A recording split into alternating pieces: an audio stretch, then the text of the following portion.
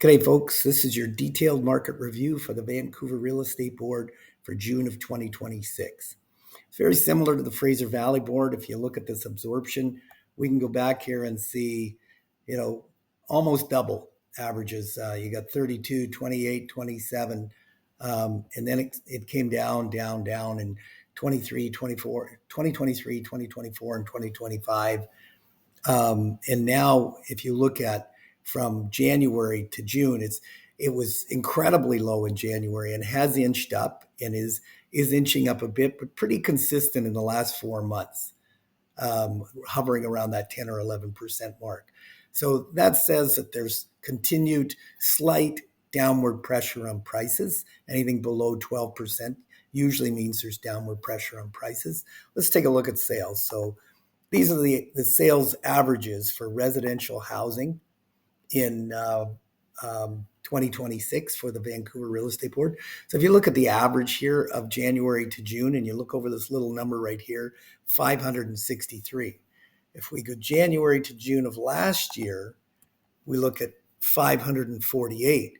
So sales are actually up a little bit. And if you look at this number right here, as I mentioned in the general review, it's a 747 sales. So how far back do you have to go to see? There's the last number with a 7 in front of it, which was October of 2024. So the sales, they're showing some signs of recovery. You could say that, but it's still too early to tell whether that's actually a trend or just it's flat and it's fluttering up and down a little bit. The ban on the foreign buyers is going to affect Vancouver and Toronto to in a major way. And so right now, foreign buyers cannot buy in Canada, residential property. And that is supposed to be thrown out or discontinued January 1st, 2027.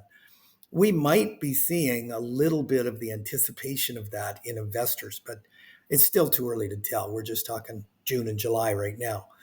Let's take a look at prices in January. So these figures here are the average prices for single family dwellings for that month. And so we're going to average the average. So we're going to take the average of the last 6 months, January to June. And over here, it's 2,010,000. So roughly $2 million. So if we go to January of last year to June,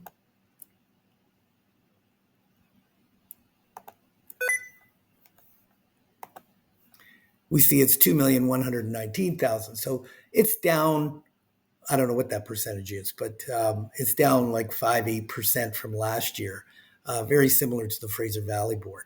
So we are seeing that absorption being below that 12 points. We are seeing some downward pressure on pricing.